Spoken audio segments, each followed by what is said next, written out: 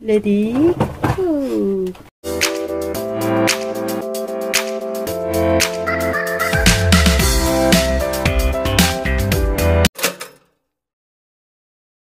그동안 저에게 물어보신 많은 질문들 중에 이건 중요하다 싶은 것들을 한 번에 알려드리는 시간을 가져보려고 합니다. 혹시나 구매하시려는 분들에게 많은 도움이 되기를 바라면서 하나씩 진행해 볼게요. 첫 번째, 통신 3사 전부 지원되나요? 통신 3사를 전부 지원합니다. 그래서 사용하는 데는 문제가 전혀 없어요.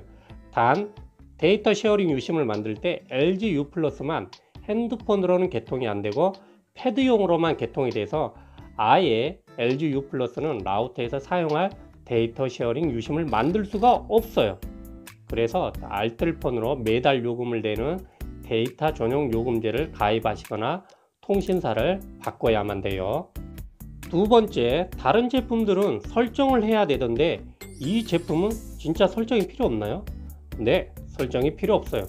유심을 장착하고 충전기에 라우터를 1분간 꽂아놨다가 빼고 다시 충전기에 1분간 꽂아놨다가 빼고 세 번째 충전기에 라우터를 다시 꽂으시면 라우터에 초록불이 들어오면서 유심이 자동 인식돼서 사용하실 수 있어요. 조금씩 차이는 있지만 저는 최대 3번까지 뺐다 꽂으니까 됐었고요. 구매하신 분 중에 6번을 뺐다가 꽂았더니 되더라는 분도 계셨어요. 5G 유심은 꽂으니까 바로 인식이 돼서 사용이 가능했어요. 굳이 설정을 한다면 와이파이 암호 바꾸는 정도만 설정하시면 돼요. 세 번째, 구매해서 데이터 쉐어링 유심 꽂았는데 인터넷이 왜 안 되죠? 원인은 크게 두 가지인데요. 첫 번째는 초기 개통 시 통신사 직원이 물어볼 거예요.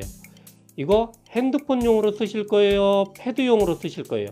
아니면 데이터 전용으로 쓰실 거예요? 아니면 안 물어보고 통신사 직원이 그냥 패드용으로 개통을 해주기도 해요. 그러면 인터넷이 안 됩니다. 개통을 하실 때 꼭 핸드폰용으로 개통을 하셔야 돼요. 안 된다고 전화 오신 분들 중에 패드용으로 개통해서 안 되는 분들이 많으세요. 두 번째 이유는 유심을 꽂고 바로 안 된다고 전화하시는 분들 많으세요.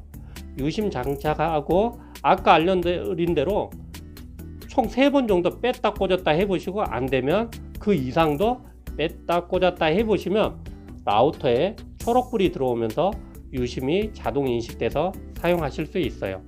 추가적으로 내가 산 라우터가 정상인지 가장 빨리 테스트하는 방법은 내가 사용하는 핸드폰 유심을 빼서 라우터에 꽂아요. 그리고 1분 후에 빼요. 이걸 몇 번 해보고 라우터에 초록불이 안 들어오면 라우터 고장이고 초록불이 들어오면 라우터는 정상으로 판정하시면 돼요. 네 번째, 매달 비용이 나가지 않나요? 이 제품은 내 핸드폰의 기본 데이터를 데이터 쉐어링 유심을 개통해서 나눠 쓰는 거다 보니까 제일 처음에 개통할 때 유심비 7,700원 외에는 일체의 비용이 나가지 않아요.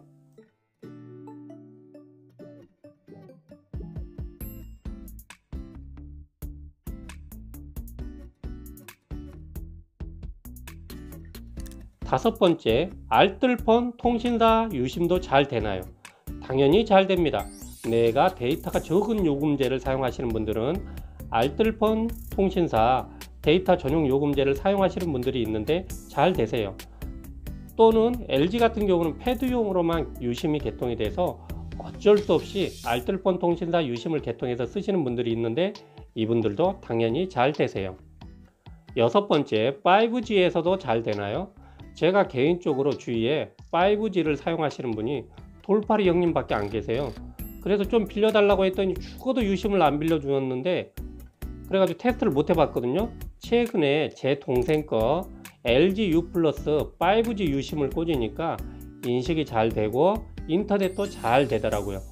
그리고 저에게 사가신 분 중에 SK 5G를 사용하신 분이 계셨는데 데이터 쉐어링 유심 만들어서 꽂았더니 아주 잘 된다고 하셨네요. 일곱 번째, 이 제품에 배터리가 달렸나요? 이 제품은 배터리가 달리지 않았어요. 그래서 필수적으로 전기 공급을 받아야 돼요. 여덟 번째, 그렇다면 이 제품의 전원 공급은 어떻게 해주나요? 휴대폰 충전기에 꽂거나 노트북 또는 데스크탑 USB 포트에 꽂아도 되고 자동차 USB 포트에 꽂아도 돼요. 아니면 보조 배터리에 꽂아서 사용하실 수도 있어요. 아홉 번째, 이 제품은 노트북이나 데스크탑에 꽂으면 바로 인터넷이 되나요? 네, 이 라우터는 노트북이나 데스크탑의 USB 포트에 꽂으면 아무 설정 없이 바로 인터넷을 사용하실 수 있어요. 혹시나 고정 IP를 사용하고 있었다면 고정 IP에서 DHCP, 즉 유동 IP 방식으로 당연히 바꿔줘야겠죠. 열 번째, 라우터 내부 비밀번호 바꿨는데 모르겠어요. 리셋 못하나요? 이 제품은 버튼식 리셋 버튼이 없어서 리셋을 못해요. 저도 못하는 거니까 저에게 물어보셔도 어쩔 수 없네요. 11번째, 관리자 암호를 변경 가능한가요? 원래는 가능했는데 지금은 불가능한 모델만 팔리고 있어요. 아마도 제 생각에는 하드웨어 리셋 버튼이 없어서 관리자 암호를 변경하고 못 들어가는 걸 방지하기 위한 것 같아요. 12번째, 라우터의 SSID를 감출 수 있나요? 네, 감출 수 있습니다. 사진에 보시면 감추는 기능이 있어요. 이걸 키시면 SSID 이름을 수동으로 입력해야만 접속이 가능해져요. 13번째, 이 라우터에 무선 IP 카메라를 연결해서 쓸 수 있나요? 당연히 이 라우터에 무선 IP 카메라를 연결해서 농막이나 산속, 시골집에서 카메라로 실시간 감시용으로 사용할 수 있어요. 14번째는 이 라우터로 일반 DVR에 연결해서 핸드폰으로 원격으로 볼 수 있나요? 일단 제가 해본 바로는 안 됩니다. 이 제품은 가상 서버 기능이 있어서 될까 해서 해봤는데 안 되더라고요. 삼성 테크인 서비스 센터와 전화하면서 내린 결론은 라우터에서 포트를 열어주지 않고 광역 IP가 확인이 안 돼서 내부 네트워크망으로는 얼마든지 실시간 감시 영상을 볼 수 있지만 광역으로는 포트가 안 열려서 볼 수 없다고 결론을 내렸네요. 어찌어찌 광역 IP를 알아내서 다시 시도를 해봤는데 핑도 안 날아가는 상태라서 불가능하다고 결론을 내렸어요. 무선 IP 카메라처럼 서버 방식을 사용하는 제품들만 연결해서 사용할 수 있어요. 혹시나 이 제품을 일반 DVR에 물려서 핸드폰이나 컴퓨터로 실시간 영상 보는데 성공하신 분 있으면 댓글 좀 부탁드려요. 15번째, 이 라우터로 무선 IP 카메라를 사용하려면 내 기본 데이터는 얼마나 돼야 하나요? 이 부분은 애매한데 일단 기본적으로 내가 하루에 한 번씩 카메라로 1분 이내로 한 번씩 쓱 둘러보는 용도로 사용하시겠다면 한 달에 1에서 10기가 정도면 충분해요.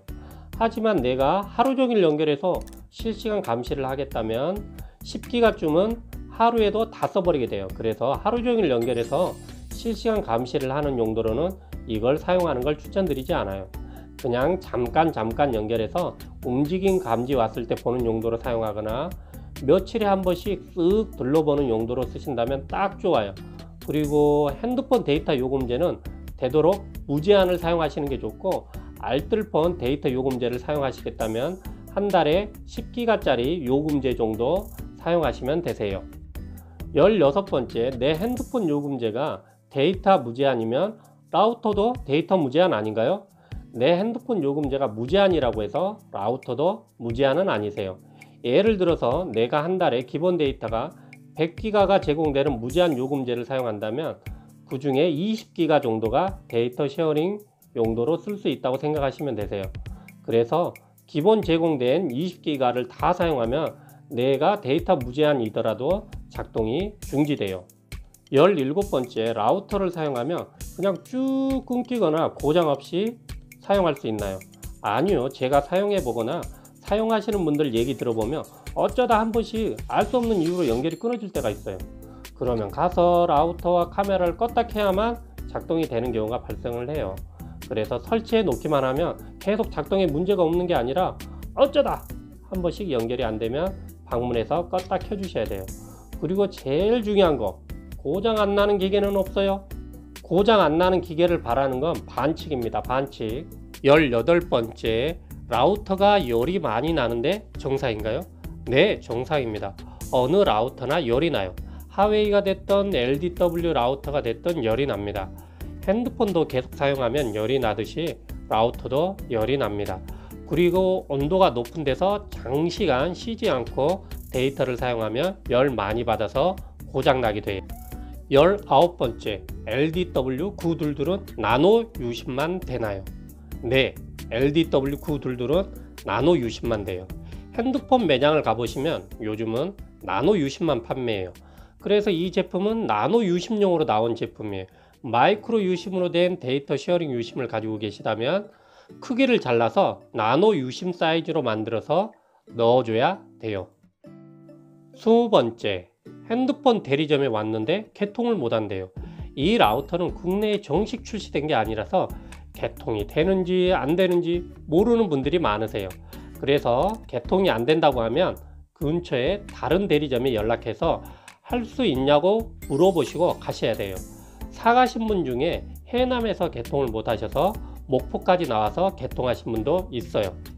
그리고 또 다른 방법으로 개통을 하실 때 공 핸드폰이 있다면 들고 가셔서 공 핸드폰으로 데이터 쉐어링 유심을 개통하시고 그 유심을 빼서 라우터에 꽂아서 쓰시는 것도 좋은 방법이에요. 21번째, IMEI나 맥 주소를 대리점에서 물어보는데 어디에 있나요? 라우터 뒷면에 바코드 밑에 숫자가 IMEI예요. 아우, 발음도 어려워요. 22번째, 이 라우터를 사용하면 데이터 공짜로 무제한 사용하는 건가요? 아닙니다. 이 제품에 넣은 데이터 쉐어링 유심은 한 달에 사용할 수 있는 데이터가 정해져 있어요. 그 데이터 다 사용하면 그 달은 더 이상 사용이 안 돼요. 23번째, 이 라우터 속도 어떻게 되나요? 라우터 속도는 일반적으로 유튜브 영상을 풀 HD로 보는데 전혀 지장이 없어요. 근데 가장 큰 문제는 핸드폰이 안테나가 안 터지는 산속이나 외진 곳에서는 라우터도 신호가 약해서 속도가 느려버려요. 그래서 내가 사용할 곳에 핸드폰 신호가 약하시다면 라우터 사셔도 똑같이 느립니다. 핸드폰 신호가 약한 곳에서 사용하시겠다고 괜히 헛돈 쓰지 마세요. 24번째, 이 라우터 사서 하루 종일 유튜브 볼 수 있나요? 하루 종일 유튜브나 동영상 보실 용도면 이 제품은 사지 마세요.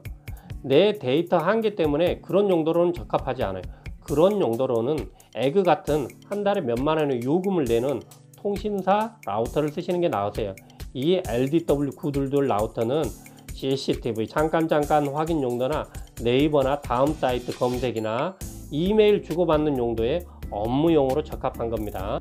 이 안에 여러분들이 궁금해 하시는 내용이 다 있다고 생각해요. 저에게 전화해서 괴롭히지 마시고 이 동영상 보시고 직접 해결하세요. 구매하시려는 분들에게 많은 도움이 되었기를 바랍니다.